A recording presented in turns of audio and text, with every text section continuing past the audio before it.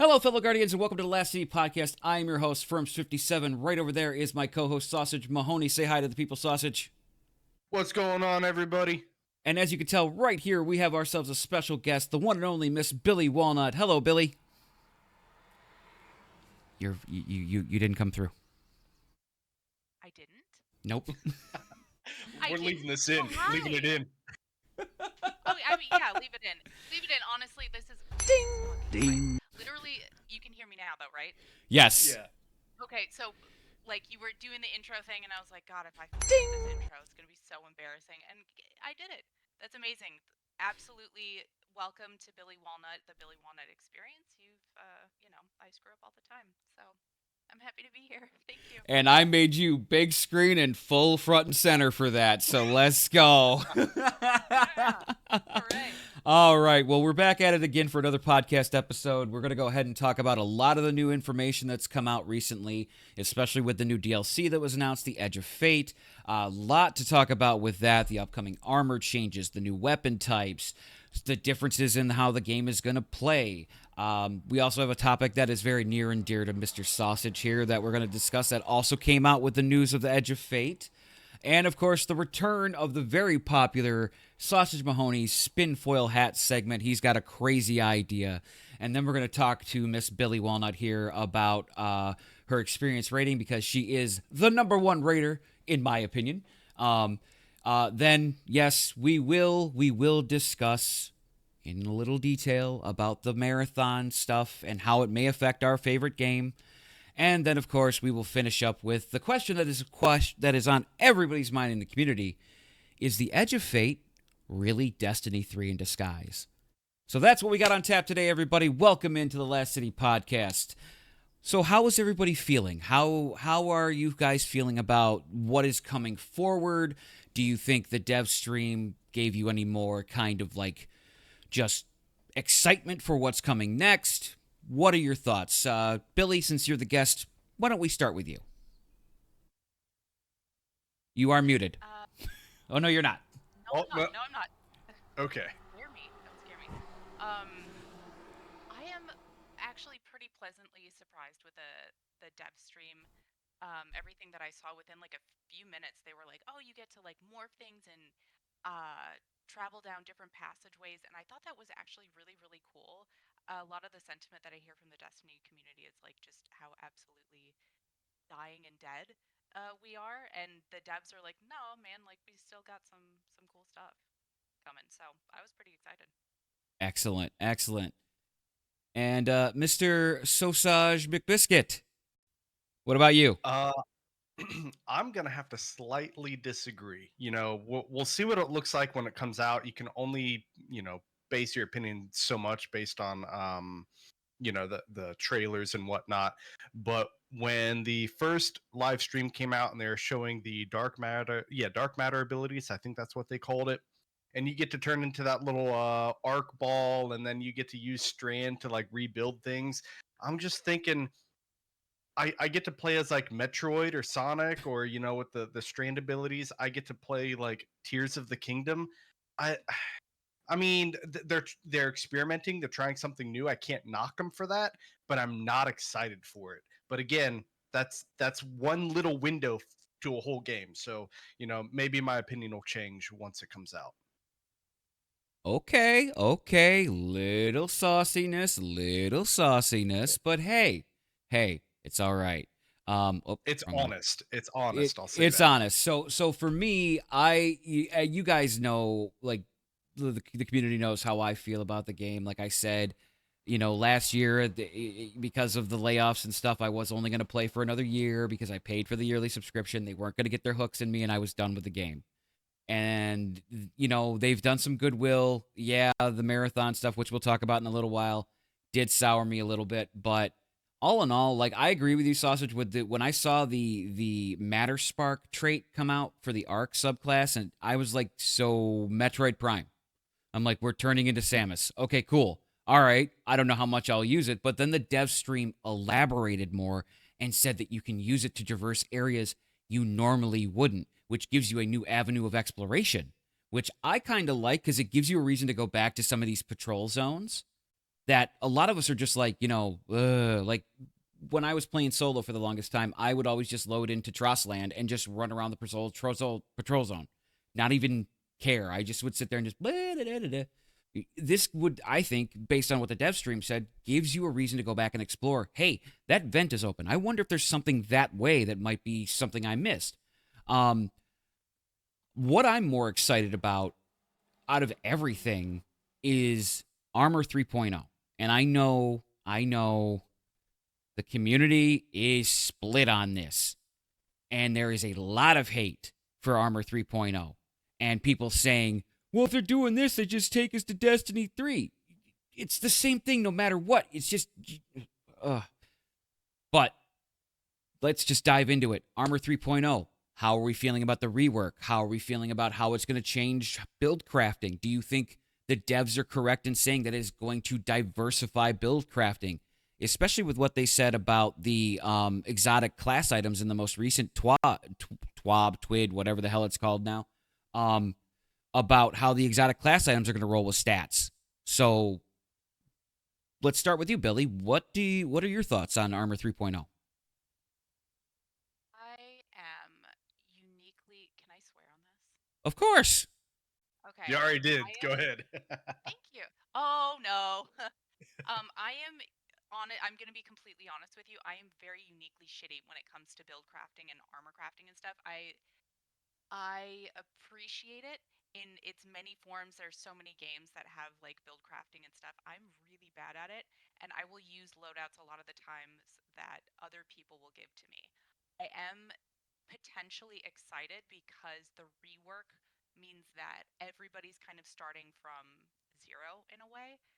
So maybe this will be like a little bit more of a launch for me to start working some armor. I've only just gotten a taste. I'm again not really great, so I'm hopeful. I'm hopeful with this next one. Okay. All right. Sausage. Let's hear your Um, take on it, Mr. Titan. I forget you guys are both Titan mains, so it doesn't really matter. Oh, are we? Okay. Oh yeah, 94%. I think when they came out with Yeah. that thing like a while ago, that's like you played 3% Warlock, 3% Hunter, 94% Titan, and I gotta be honest, I am surprised it's that low. That is crazy. I definitely like Warlock more than Hunter, but yeah, I'm sure my Titan percentage is up there too. Um, I'm kind of split on the armor. What I wish they would do is that rather than making, because I feel like they're going to make all the old armor, whatever you have, I feel like it's going to be obsolete. So firms, you and I have ran Master Grasp hundreds of times. I wish that, because of armor sets having the bonus, I wish that they would have made that kind of retroactive, and it's like, oh, you have a set from Grasp or from Vesper or whatever, and then adding those bonuses in there. Because now all my old Artifice gear, well, I mean, it's not necessarily obsolete, but I feel like it could very easily be made obsolete, whether it's this expansion or the next or whatever. And I know that the game is a grindathon, but it's still like, man, I've got some good gear and I just have the feeling that it's going to be no good. But I am excited for the new changes and for the armor set. So it's a mixed feeling. I'm excited, but I'm also just a little tiny bit bitter. Well, I believe, didn't they address that? They said your existing gear, like it's going to be like, so for instance, mobility is going from mobility to weapon handling and reload speed. It's going to help your weapon stat. Whereas strength is still going to be melee, discipline is still going to be grenades. So if you're already spec'd into those, you're still going to get a 1-to-1 transfer. And I believe they said that they're going to make it so that when it transfers over, it will assign a tier to your previous gear. So yeah, if it's not tier 5, you're not going to get tier 5 gear out of what we already grinded. That's the reason, I'm pretty sure the reason why they're also doing this is it's going to give us something to pursue for. But I understand where you're coming from, that yes, we did all this grinding for the Artifice gear and all this stuff, and now armor is changing. But for me, I'm excited because you know this, I just recently got into build crafting myself. I used to just copy and paste people's builds. Now I'm doing my own build crafting and trying to experiment, like I was doing with the secant filament build that I was trying to put together for my warlock and using prismatic. Um, I'm excited because I think it also, like Billy was saying, it gives people who may not have really gotten into build crafting with the old system the ability to be able to try to learn how to build craft with this new system, so it gives people more leeway to come up with new ideas rather than the same copy and paste. Like what's the thing that people Mhm. say right now when you're on warlock and you're on prismatic? What is the absolute one aspect you cannot not run? You have to absolutely run on every build. What do they always tell you?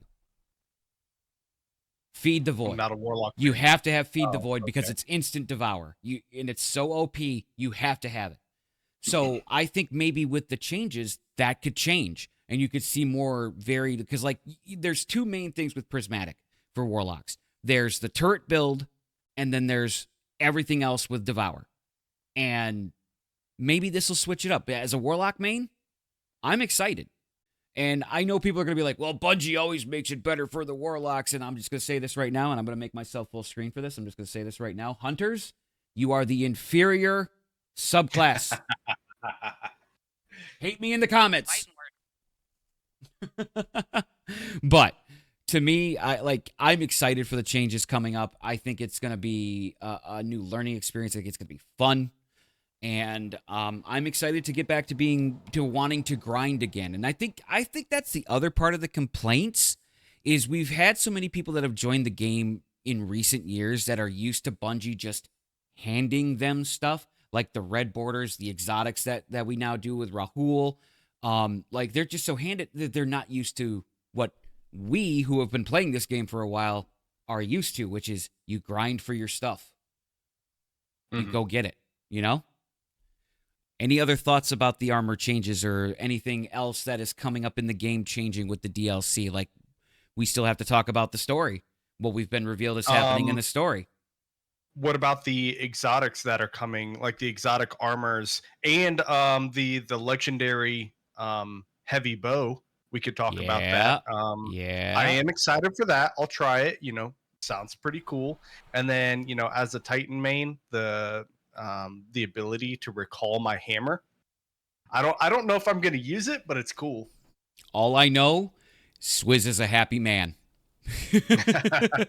Swizz can get his hammer back, and instead of hearing, oh no, my hammer, we can just hear, zoop. Which shout out to Swizmatic. Swizz, if you're in here in this video somewhere, shout out to you. Swizzy! Future guest, future guest. Yeah. Yeah, I think so. For the warlock aspect of it, I like the fact that with our exotic, it's improving the Hellion aspect to where now Mhm. not only is it doing the long range damage, but if it goes to a certain part, it then breaks apart and causes scorch. And think about what that's going to do for builds, not just in the solar subclass, but you factor that into prismatic build and how much scorch you can apply just from your Hellion. I'll be grinding for that exotic, which of course it's not going to matter. All I got to do is 3 Crucible matches or 3 Vanguards, and I can go get it from Rahul because that's where all True. the new exotics are. Yep. Unless they're changing that, which they haven't said, but fingers crossed they do. Maybe, I don't know. Uh, and the hunter exotic, like I think it's a cool idea because I've seen it. What they're using it for is it basically allows you to recall your threaded specter. Basically, you Mhm. bounce it off of a tangle. It then causes that tangle to go pew, and then you can recall it back just like the Titans can with their hammer. Mhm. So, and I saw that by doing that, somebody had like 5 shurikens out, and I was like, Oh holy wow. shit, 5 shurikens! Wow. And I was like, that's pretty neat, dude. I'm like, okay. I might mess with that. But yeah, so the exotic armor pieces are pretty interesting, and I like what they're bringing to the game. Um, Billy, what are your thoughts? On which part? Any of the exotic, yeah. Mm, As a fellow Titan, like sausage, are you excited about the hammer recall? okay. First off, hammer recall, absolutely excited because when the bonk was like the meta for a while. I very much felt like Velma. Like, oh, my glasses. Like, I was just always losing my hammer all the time. Hence where we got the quote from Swizz. Oh no, my hammer. Exactly. Oh, no. You said that. Sausage, you'll have to put that in. Oh no, my hammer. Okay. I'll see what I can do. I could send you the audio. Yeah. As for like the exotics and stuff, I'll be honest, kind of like meh. There's very few exotics where I'm like, oh, like exotic weapons where I'm like, that is an absolute must-have. They all bring something kind of cool, so I don't know. We'll see. Okay, awesome. All right, and we also have to talk about the fact that we're getting a new area, Kepler. I know they haven't revealed a lot about it, but the fact that there's a time travel element to it, and this new character that we're getting, if I remember correctly, he's from our time, right? The golden age. Like he's somehow teleported to our time. Or I don't remember what his story is, but like I remember when that was revealed that we're getting a new character. What did the community immediately say? Okay, who's dying? Who they killing? You know, I thought he looked like it looks like he has a Starbucks order memorized, and he likes avocado toast. Which, don't get me wrong, I like both of those things too. But it's like, brother, you got the dark rim glasses. Like, oh, come on, really? I don't know if he is an actual time traveler. I don't know for sure. I haven't read all the stuff, but I think it's like a little theory that he's from the golden age. I don't know. Yeah, I mean, I that's what I thought too. And of course, instantaneously in the Warlock community, everybody goes, "They're gonna kill Ikora. They're gonna kill our Vanguard." I'm like, no, they're not. They wouldn't go the trouble of recasting her. In history, they're not. No, the one who makes Shaq scared. Come on, and yeah. Okay, I'm rant. Y'all need to put some respect on Ikora's name. This hate that Ikora gets, my Vanguard leader, y'all need to put some respect on her. Y'all don't know the lore of Ikora. Go read the lore of Ikora, and then you won't trash her so much. Trust me, you damn hunter mains.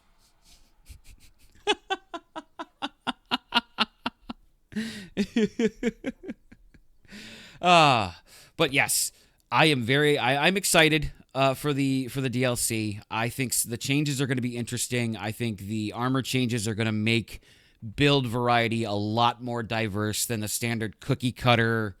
And I know for a fact, Mactix, shout out to one of the GOATs for builds and somebody who I pay attention to quite often for building from scratch. He seems to be over the moon excited for it, and if he's excited, I'm excited, because that dude is, to me, a build expert. He doesn't have that series, Will It Build, for no reason. And, like, if he's excited for the changes, I'm down. Let's go. Giddy up. Okay.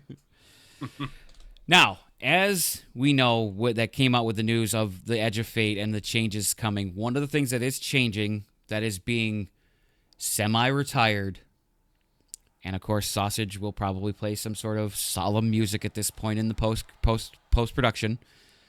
Sausage, tell the people your horrible, sad news. I give you the floor, sir. Press F to pay respects. All right, pay your. Gambit is going on hiatus. I believe that they're taking it out of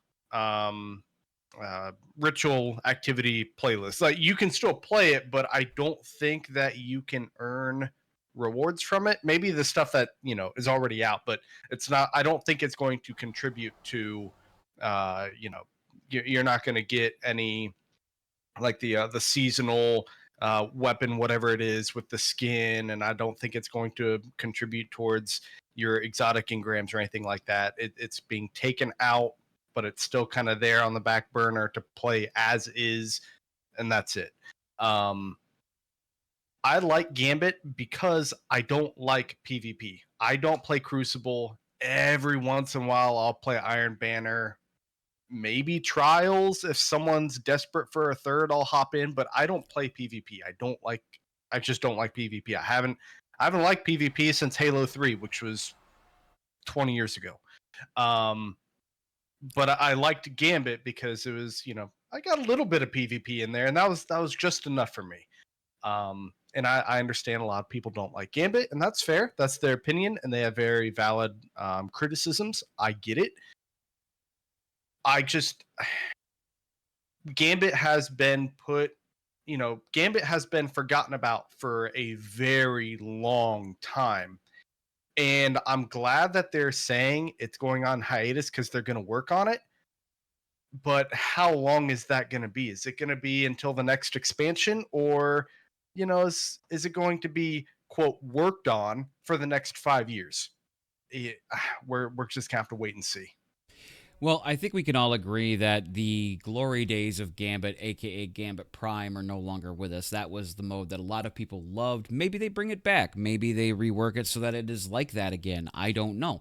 I don't really know how you can do it, because I remember when I joined Destiny 2 during Beyond Light, I had read that Gambit was Activision's idea, and it was a way to get Yes. Destiny to be what, an esport, the competitive esport. Yep. It was their way to have like something like that, and I was like, Mhm. okay, interesting idea, but terrible execution. You know, this is not something I Yeah. would consider a competitive esport game like League or Overwatch or something like that. No, no. Billy, what are your thoughts on Gambit going away for a little while?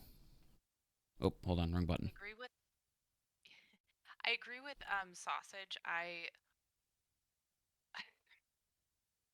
I think it's good that they're working on it. I am a little like curious, hesitant to meet Gambit when she's like fully released again. Like what is she going to be like? Because I remember also again like when they had Gambit Prime and I was like, "Oh, this is so cool."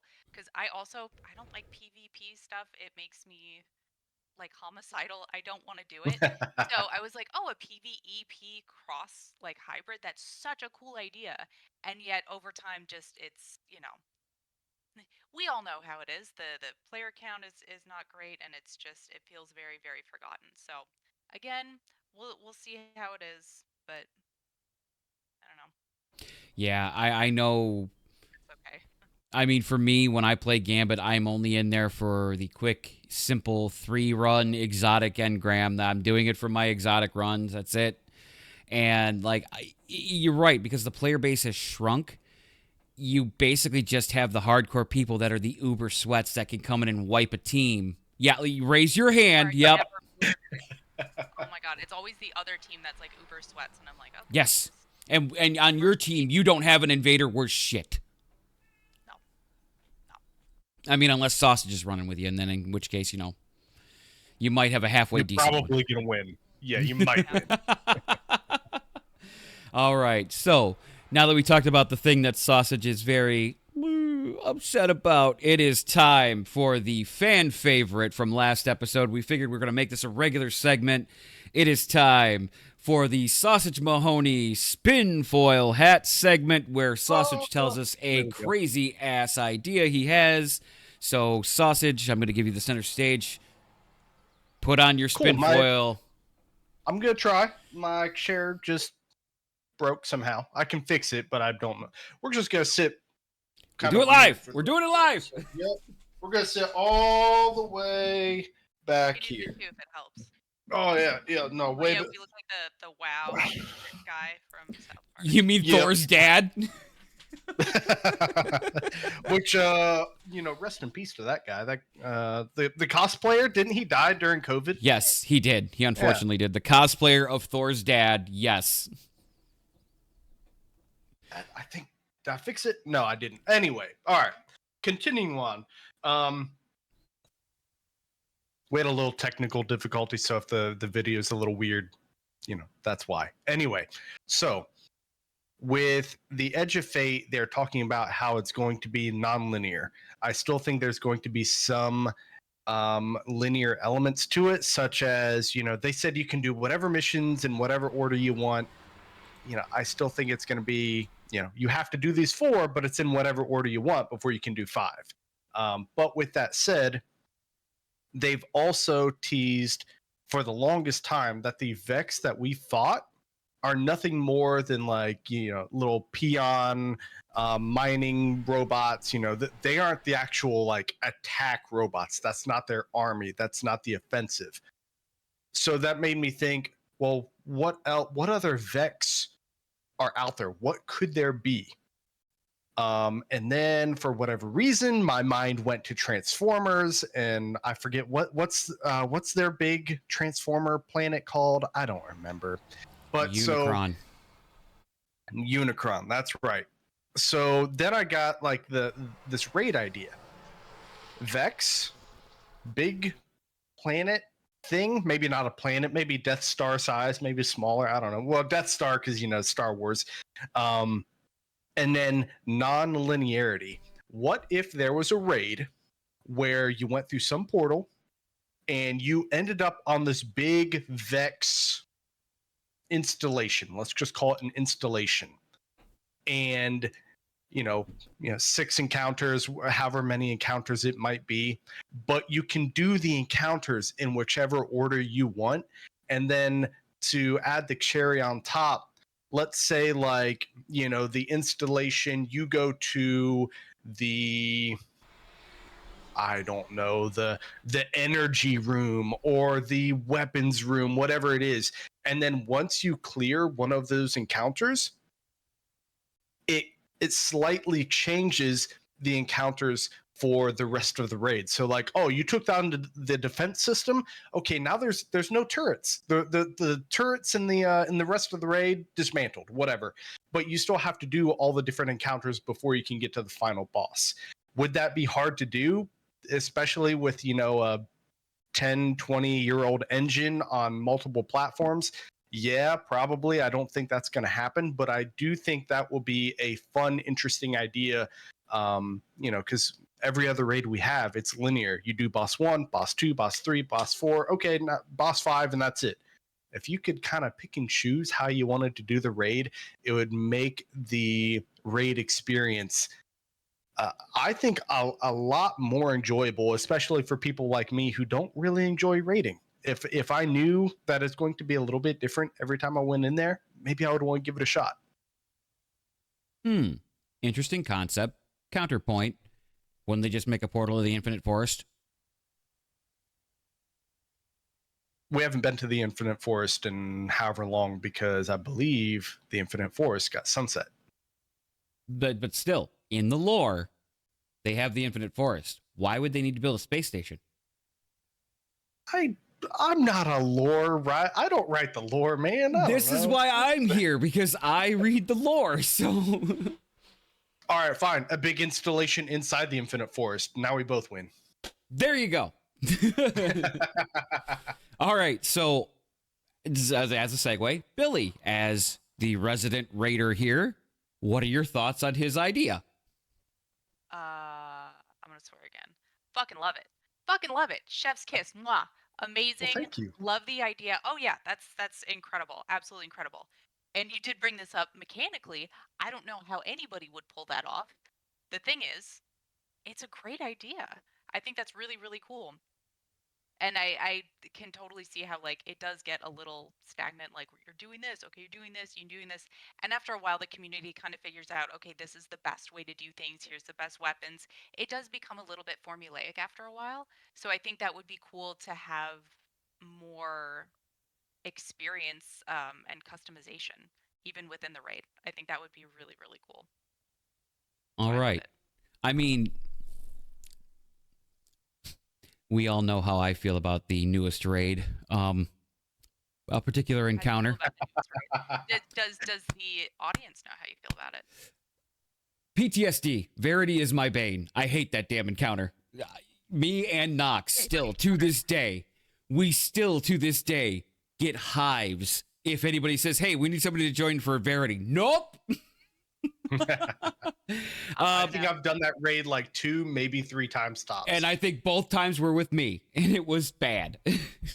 Yeah, maybe. I don't remember, actually. Report on both of you. Oh, look at this.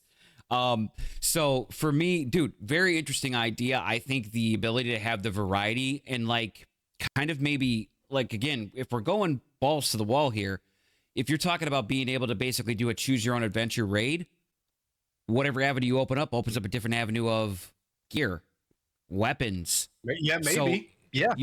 you could have, or like, maybe not with the weapons, like you keep the weapons the same that are for the loot pool, but maybe if you go this route, you get a different perk pool, or you go this route and you get a different perk pool, something like that, Little, maybe. like menagerie raid combo type Mm-hmm. thing. Like if you do encounters 2-1-4 versus 1-2-3 or whatever, like it's a hand cannon that drops or something like that'd be dope. And That'd if be they've really done it good. before, like with Menagerie, how easy would it be to re-implement?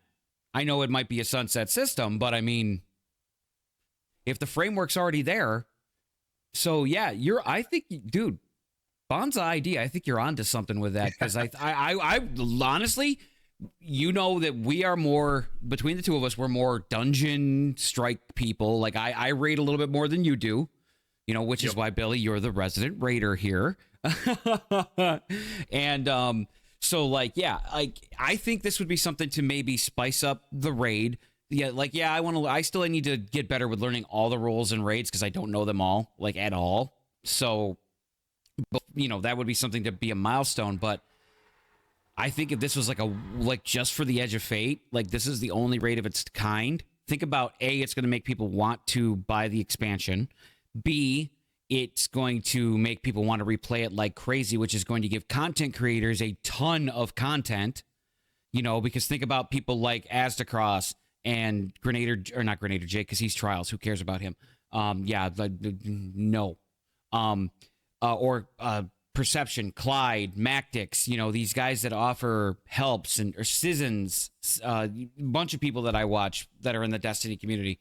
That's going to be just basically an unlimited amount of content for content creators. So I think it's a win on that end too. You could create, let's take Astrocross. He could make 5 different guides for the same raid, because it depends on how you want to run it. Do you want to go to section A first or section B? Okay, well, now it's a completely new guide. Yeah, and what is it you're specifically suing? So instead of doing just like what they've done with Crota and a lot of the raids now, where you go and you get the red borders, now you still have to grind not only just to get the particular weapon that everybody's going for, but you still have to grind to get the god roll, because they're no longer craftable, which would be great, because then you have a reason to constantly run the damn thing until you get the god roll, and then you could become a Sherpa, like Now, what's he gonna say, Billy? Now, speaking of that, to segue into the next part here, let's talk about, since we have our resident raider here, overall raiding experience and how it is. Like, Billy, you do a lot with not just your own clan, but you do a lot of stuff with our clan, but you also run with a lot of different people. So I know you use a lot of LFR sometimes. So from our resident raider, it is going to be center stage for you. What is your overall thought process on raiding in Destiny 2? What is your all-time favorite raid as well? Okay, my overall thought process. None. I have no thoughts. No, okay, so favorite raid. Die mad about it, Salvation's Edge. It just is. Favorite encounter too, Verity. Love it. Love it. Wow. Second to that is Vow of the Disciple. I'm totally into this Art Deco shit, so like Vow of the Disciple all the way. And Salvation's Edge truthfully looks kind of similar.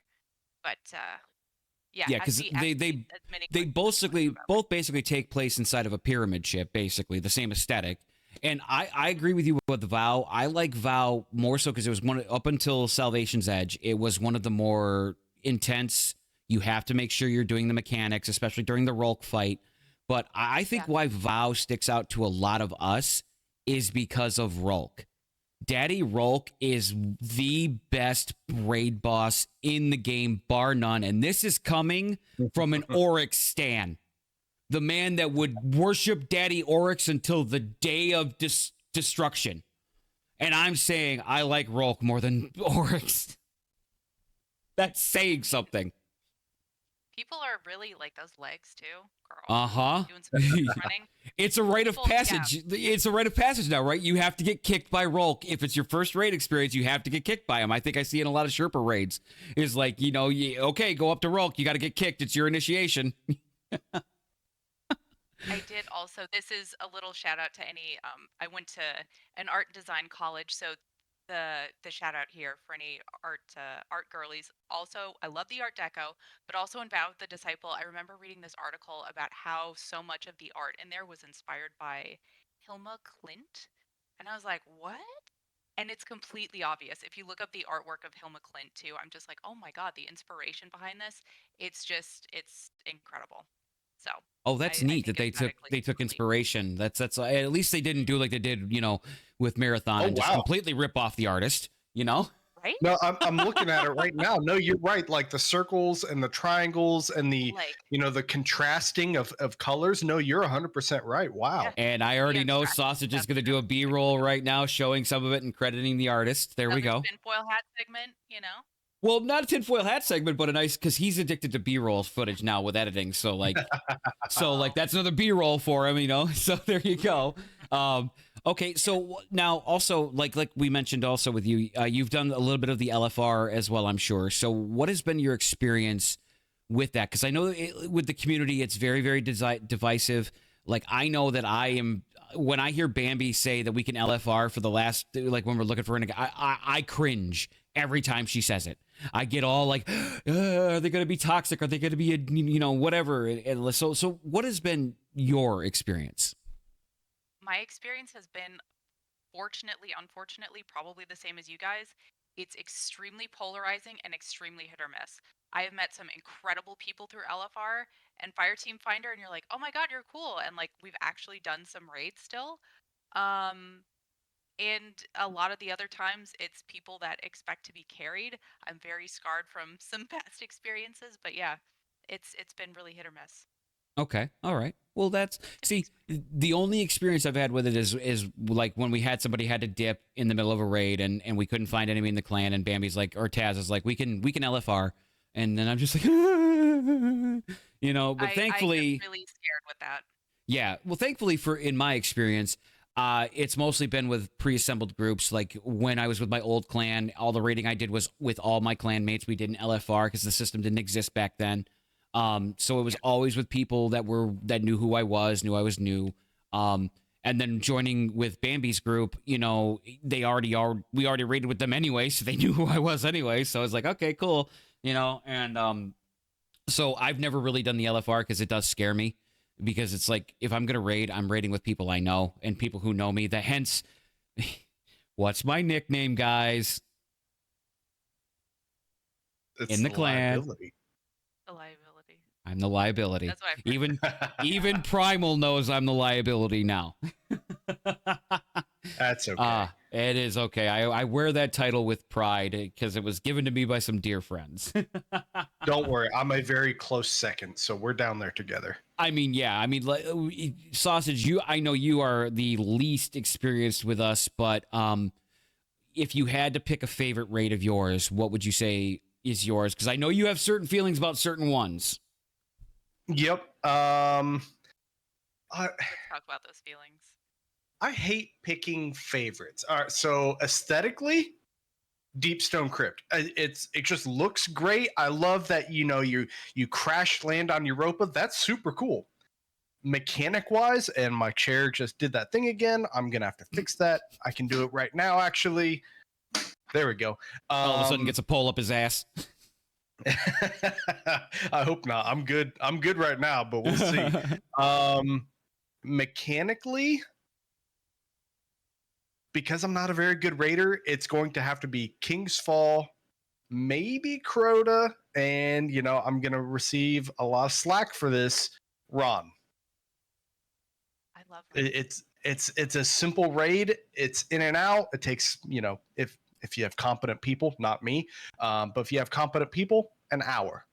I can't complain about that. I already know when Bambi watches this, she's going to come at you for how dare you not include Last Wish. Okay, I haven't ran that in years, and does she have her eternal title yet? I mean, I don't, but I'm a lot closer than she is. So Oh, shots fired. Yeah. So Can I ask a question of both of you? yes. Interrupt. Both of you are like, and totally fine, really not excited about the rating experience, and you said you're not good raters. Why do you say you're not good raters? Firms, you want to go first? I because of the liability title, and because I'm usually always the one that dies first, or I fuck up, or I don't pay attention. Because I'm gonna be honest, full disclosure, people, I play this game mostly baked off my ass. So that's true. why they usually stick me to ad clear a lot of the time, because they're like, "Oh, Firms is out of it. Okay, let him have his fun." But like on the rare occasions that they've tried to teach me mechanics, I've picked up pretty quickly. It's just that I don't do enough, and if I did more rating, then I'd feel more confident. But I don't, with my schedule the way it is. It's. I think also with the fact that I don't LFR, a lot of it is because our clan specifically has become more on the across the pond side, so their timing is different than mine. And with the main raider with being Bambi, her transitioning with everything going on, like she's not around as much to get stuff organized. So it's like I've tried to get stuff organized in the clan, and I don't get it filled. So that's more so where I don't think I'm a good raider, because I don't do it enough and I haven't learned all the mechanics. As far as this dude, I think it's the same thing, but he can explain. A lot of raids are time sinks, in my opinion. I'm not pointing fingers at anybody, but a lot of the time they're like, "Oh yeah, it'll take hour and a half," and then 4 hours later, you're still on the second to last boss, and with dungeons, hour. I can set aside an hour. That's fine, and it's only 3 people who have maybe 3 roles. There might be like 1.5 roles, like you have job 1.5 because you have to do this like extra little task. But with raids, it's like, okay, there are 6 people and there are 6 jobs. And then it's just like, I'm confused. Like, do I go here? Do I do that? What is this person done with their job so I can do my thing? And it's just like, I grew up playing World of Warcraft, and I remember raiding in Wrath of the Lich King in ICC. That was my favorite raid. But I'm not 17 anymore. I can't stay up until 4 o'clock in the morning raiding. So it's like dungeons to me, they're little mini raids. They're bite-sized raids, and I can do that. A full-fledged raid, it's like I don't have the time or the attention span to really get into it. I have no real desire to raid because of that. Maybe I'm just old and grumpy in my my senior years of 33 years old, but I'm just like, it's not for me. Wait a damn minute. I'm sitting here with a freaking goatee full of gray hair, 10 years older than you, and you're calling it, whoa. Whoa, no, sir, no. I'm the youngest person here. Look at my blushing little cheeks. Okay.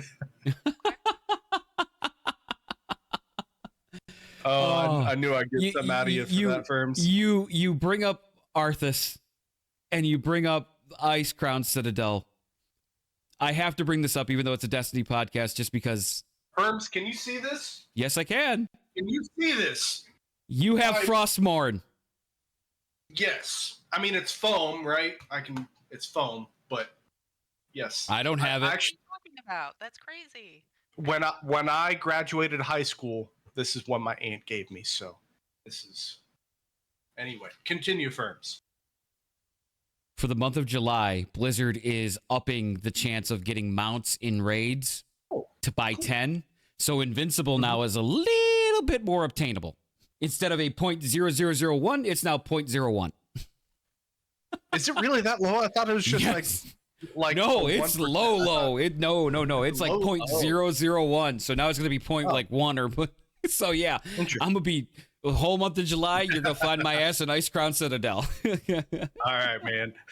Oh man. All right. So let's go ahead and transition to, I'm sure, a topic that none of us really want to discuss, but we have to address the elephant in the room. The situation with Bungie and Marathon and the copying, pasting of that artist's work that came out and the black eye that it caused for the... I don't think it's fair to say that artist. Maybe I'm just nitpicking, but let's put a little respect on the name. Anti-real. Anyway, Anti-real. continue. Yes, Sorry. thank you, because I forgot the name. Thank you. Anti-real. Thank you. You definitely black eye. Then it coming out recently that they are delaying it indefinitely. And I know the community is very polarized on this as well, because there are a lot of people like myself who are very angry that a lot of key Destiny people were removed from the game to go work on this. And we feel kind of like that made the game suffer. A lot of things that we wish that would get fixed got ignored because they were focusing on this new IP. But then, people sitting here, being like happy that it failed and like, good, this will, but then I saw an article that said, this is not good for Bungie because this could still lead to layoffs. This could lead to more stuff. So like, how will it affect Destiny 2? It's going to directly affect it, because if Bungie has to lay more people off, where are they going to come from? They're going to come from everywhere, and including the Destiny team.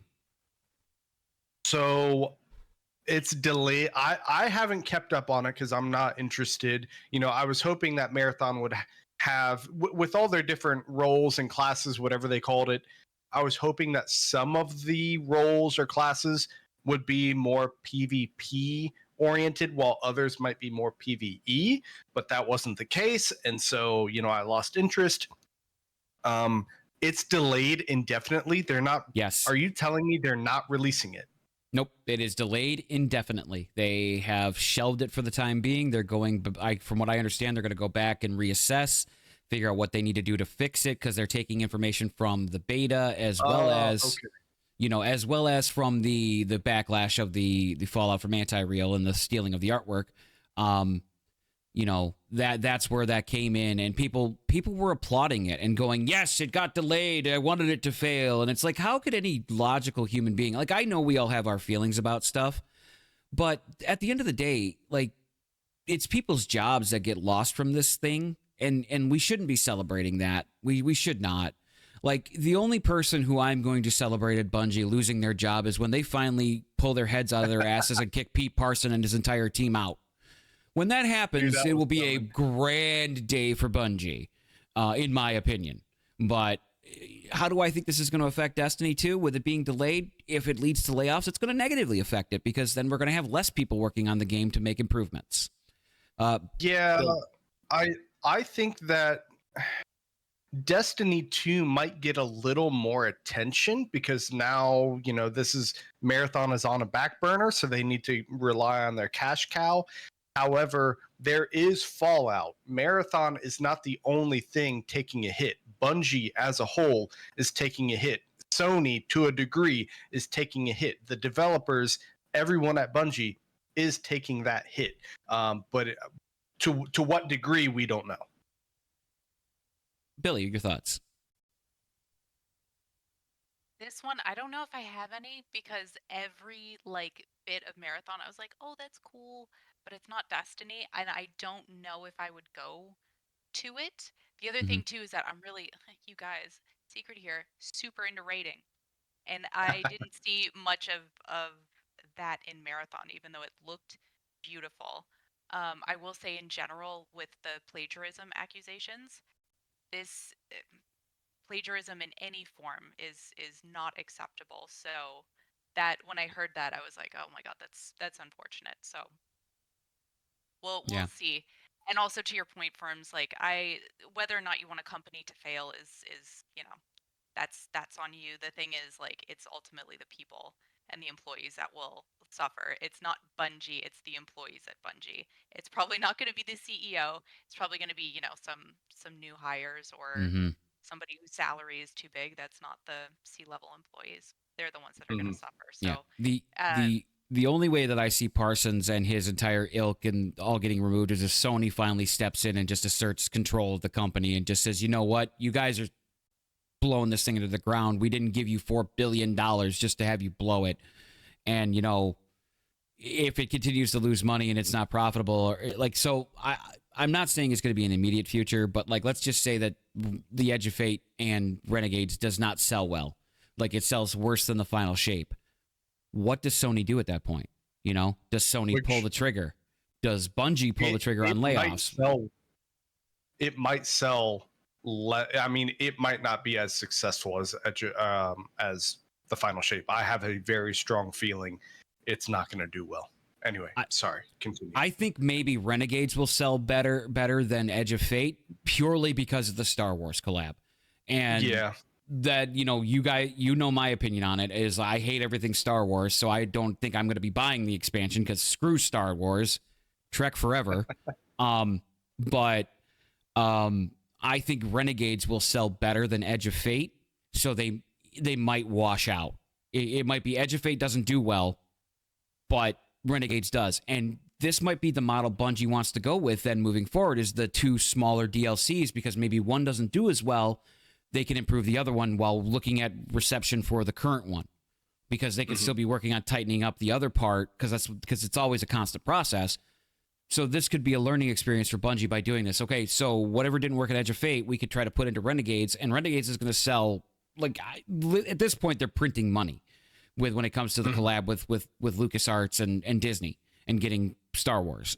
Like, you know this, when I saw the reveal for the name of the expansion Renegades, what did I initially tell you that I was hoping it would be? That we would be going back to telling a story about the gunslinger era in lore, like Dredge and Yor's story and Jaren Ward, Last Word, and Thorn, stuff like that. Because if we're going to do cowboys, we have cowboys in the lore. Go do that. Show us that stuff, you know?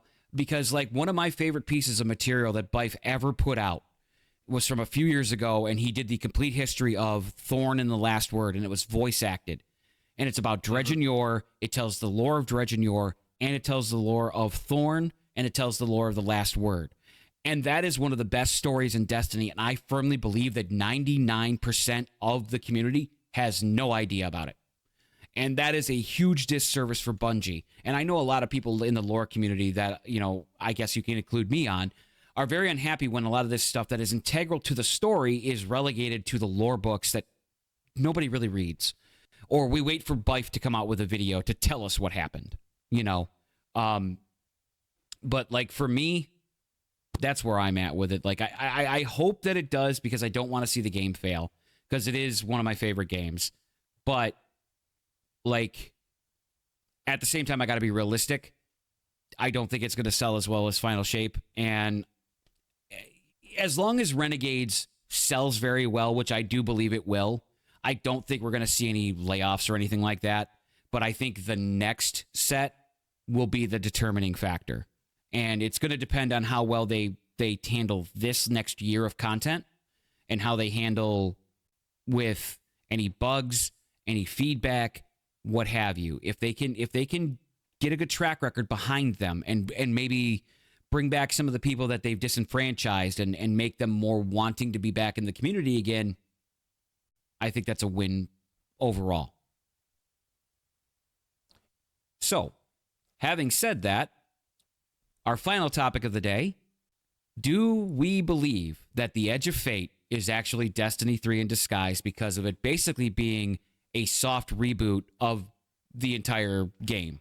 What do we think? We'll start with you, Billy, as you're our guest. What do you think with that question? Do you think that the Edge of Fate is Destiny 3 in disguise?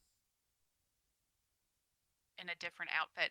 That's a really hard question. Ultimately, I would say no. I'm trying to think of the leap between D1 and D2, and it doesn't mirror that between D2 and potentially Destiny 3. So I'm going to go with no. But you see me, like, with my shoulders all tense and I'm, like, squinting. I don't think so ultimately. No. What about you? Okay. Sausage.